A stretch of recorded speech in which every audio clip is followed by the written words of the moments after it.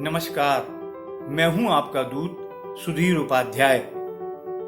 कल हमने आपको बताया था कि बरगी के जंगल में मिला वह जंगली हाथी वास्तव में बिजली के करंट से मरा है।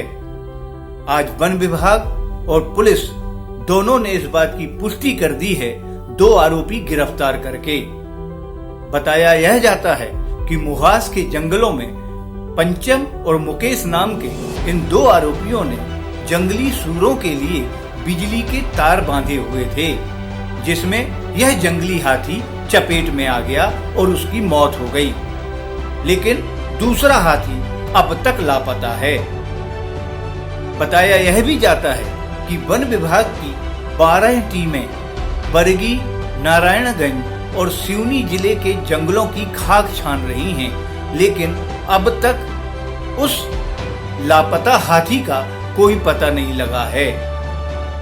वास्तव में ये हाथियों का समूह उड़ीसा के जंगल से होता हुआ छत्तीसगढ़ के जंगलों को पार करते करते सिवनी, मंडला और जबलपुर के जंगलों में आ पहुंचा था।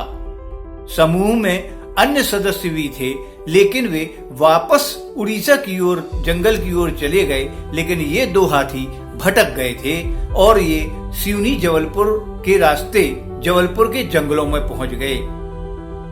अब सवाल यह है कि वन विभाग की टीमें इस लापता हाथी को कब तक खोज पाती हैं, जबकि जिंदा हाथी को वे ट्रेस नहीं कर सकी थीं।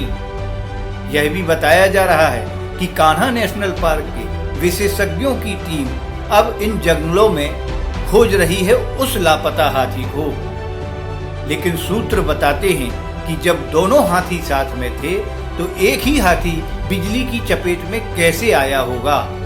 आशंका व्यक्त की जा रही है कि कहीं ऐसा ना हो कि घने जंगलों में यह दूसरा हाथी भी कहीं चोटिल अवस्था में पड़ा हो।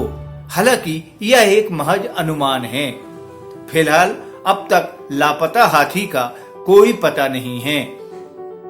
आज के लिए बस इतना ही।